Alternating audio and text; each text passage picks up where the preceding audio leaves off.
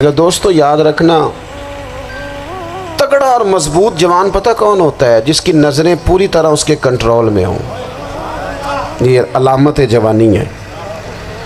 جس آدمی کا پوری طرح، دو لوگ دنیا میں کبھی کوئی کارنامہ سر انجام نہیں دے سکتے، ایک جو حرام کھاتا ہو، ایک جس کی نظر ناپاک ہو۔ محمد بن قاسم جب یہاں آئے تھے نا، تو ایک دن بڑے پریشان تھے، تو ایک بزرگ کہنے لگے آپ کیوں پریشان ہیں؟ کہنے لگے راجہ دہر سے مقابلہ ہے اور ہماری فوج تو سندھ کے رستے بھی نہیں جانتی، زبان بھی نہیں جانتی، لڑیں گے کیسے؟ 2-4 دن کے بعد ان بزرگوں کی دوبارہ محمد بن قاسم سے ملاقات ہوئی تو بڑے خوش تھے۔ کہا اب آپ کیوں خوش ہیں؟ کہنے لگے وہ میرا مقابلہ نہیں کر سکتا، میں نے تحقیق کر لی ہے۔ کہا کیوں؟ کہنے لگے نظر کا گندہ ہے، اور جو نظر کے گندے ہوتے ہیں وہ میدانوں میں ٹھہرا نہیں کرتے۔ میدان کے لیے نکلنے کے لیے پاک جوانی کی ضرورت ہوتی، تطہیر مزاج ہونا ضروری ہوتا ہے، پاکیزہ افکار اور سچی اور سچی ستھری سوچوں کا ہونا ضروری ہوتا ہے۔ اس لیے فرمایا کہ میرا مقابلہ نہیں کر سکتا۔ حضرت عبداللہ بن حذافہ کمرے میں تھے، تو وزیر کی بیٹی اندر سجی سنوری پہنچ گئی۔ جیسے ہی آپ نے اس کفر کی چال کو دیکھا تو تیمم کر کے نفل شروع کیے۔ وہ ساری رات بیٹھی رہی، رب کا بندہ ساری رات عبادت کرتا رہا۔ عبادت بڑا سہارا ہے، مصلی بڑا سہارا ہے اللہ کے بندوں۔ صبح دروازہ کھولا، وزیر نے اپنی بچی سے پوچھنا چاہتا تھا رزلٹ کیا نکلا، تو وہ کہنے لگی پیچھے ہٹ جا، اب تیرا میرا تعلق کوئی نہیں، میں نے نبی پاک کا کلمہ پڑھ لیا۔ اس نے کہا میں نے بھی زمانہ دیکھا ہے، پر یہ کیا لوگ ہیں، کستوری کے بنے ہوئے،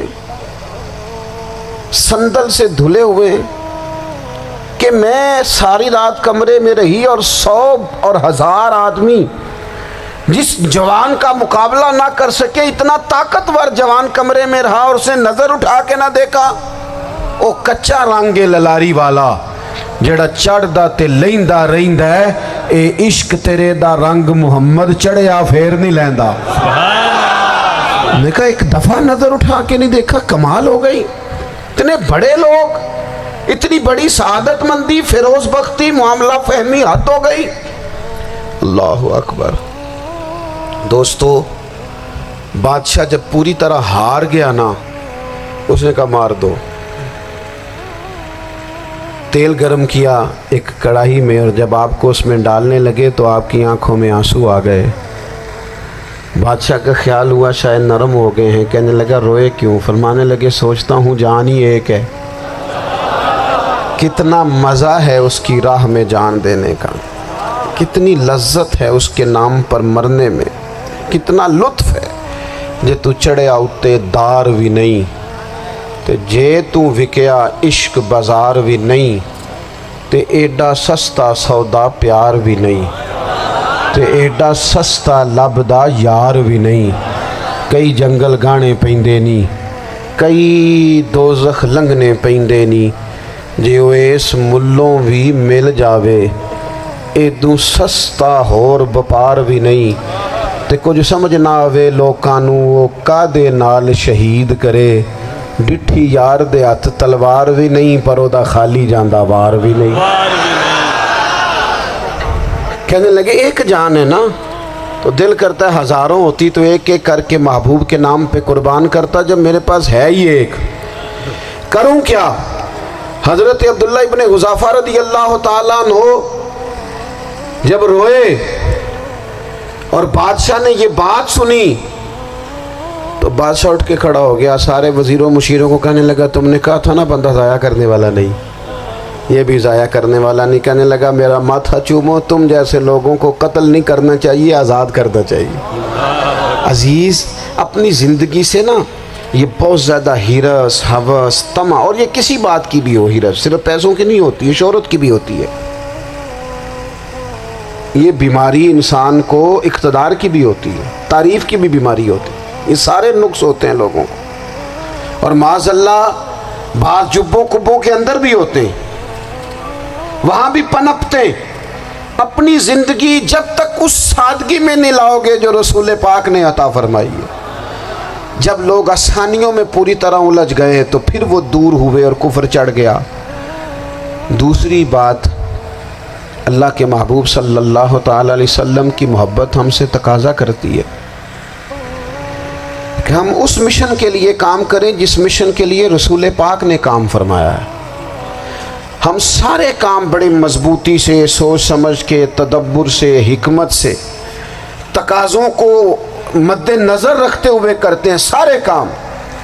دین کے کام میں ہمارا مزاج نہیں ہوتا، او ہو جائے گا جی، آپ بسم اللہ پڑھیں جی، شروع کریں جی۔ آپ تقاضوں کو سمجھیں، چیزوں کو دبائیں نہیں، چیزوں پر غور کریں۔ کسی کے ذہن کی سطح پر سوال ابھرتا ہے، اس کا تسلی بخش جواب دیں۔ اپنی زندگی میں دین کے کام کے لیے اپنے آپ کو وقف کریں، اور دین کے کام کے بہت سارے پہلو ہیں۔ ہزاروں لوگوں کو قرآن پاک ٹھیک پڑھنا نہیں آتا، ہزارہ لوگ ہیں جو قرآن مجید کے مطالب سے آگاہ نہیں ہیں، دین کی بنیادی ضروریات سے لوگ نابلد ہیں۔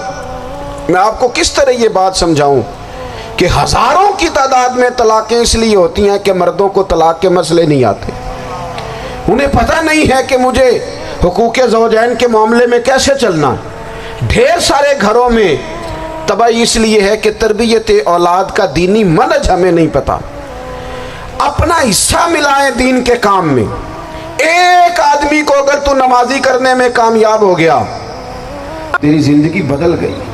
وہ دین بیزار لوگ جو ہمارے بیچ بیٹھ کے ہماری نوجوان نسل کو پگڑی اور داڑھی کا نام لے کے بنیادی طور پر دین سے دور کرتے، ایسے نوجوانوں کو دین کا پیغام محبت دے کر دین کے قریب کرنا ہماری ڈیوٹیوں کا حصہ ہے۔ ہمیں ذمہ داری کا احساس کرنا پڑے گا، ہمیں یہ خاص قدم اٹھانا پڑے گا، توجہ دینی پڑے گی۔ مساجد، مدارس، میں آپ سے عرض کروں، اتنی ڈٹ کے مخالفت ہوتی ہے نا مدرسوں کی، اتنی ڈٹ کے۔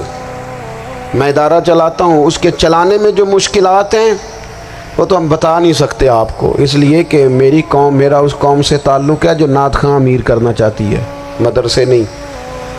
ہاں، نقیب خطیب پیدا کرنا چاہتی ہے، شعر و شاعری کی زندگی کو پروان چڑھانا چاہتی ہے۔ فقط ہمارا ان لوگوں سے تعلق ہے جو لاکھوں کروڑوں روپیہ محافل پہ لگائیں گے، اور قاری صاحب بیچارے اگر مسجد کا کوئی ہونے والا کام کسی وقت بتا دیں گے تو وہ بڑی مشکل آ جائے گی ان کے لیے۔ یہ کیسے ہو سکتا ہے، آپ نے یہ ڈیوٹی بتا دی۔ مدارس، اور جتنا اہم رول دین کو پھیلانے میں مدارس اسلامیہ کا ہے، اتنی زبردست، لوگوں کا خیال ہوتا ہے میری طرح کے لوگ شاید کام کرتے ہیں، ڈیوٹی کرتے ہیں۔ یہ 10-15 لوگ آپ کو نظر آتے ہیں جو آپ کو کہیں میڈیا پر یا ادھر ادھر ڈیوٹی کرتے، مخلص لوگ اپنی جگہ پہ، وہ بھی بڑا ہی کام کر رہے ہیں، جو میڈیا پہ آ کے بھی اخلاص سے اور درد دل سے کو دین کی، ان کی بھی کسی بات کی حوصلہ شکنی نہیں۔ لیکن ہزارہ اساتذہ جو مدارس میں بیٹھ کے پڑھاتے ہیں، جنہوں نے وہ سارے لوگ تیار، آپ سمجھ نہیں سکتے کتنا بڑا کام۔ حفظ کا استاد جو ہوتا ہے نا، اس کی ڈیوٹی 24 گھنٹے ہوتی ہے، فجر سے پہلے، اور اس نے بچوں کو اٹھانا۔ تنخواہ تو ہم انہیں دینا نہیں نہ چاہتے جی، تنخواہ نہیں دے دی انہوں نے، ہمیں مولوی امیر نہ ہو جانا۔ مولوی نو تے سوٹ بھی 27ویں والی رات دے ہے تاکہ کدھر سوان کے عید والے دن پا نہ لوے، چونکہ 27ویں تو بعد تے درزی پھڑتا ہی کوئی نہیں، کیوں حضرت ایسے ہی ہے نا، اس وقت تو نہیں نہ لیتا۔ تو ہم چاہتے ہیں مولوی ہماری مرضی کے ہماری طرح کا سوٹ نہ پہن لے۔ مدارس کی مضبوطی، آپ یہ دیکھ لیں، یہ صلاح الدین ایوبی کا تعلق بھلا کس چیز سے تھا؟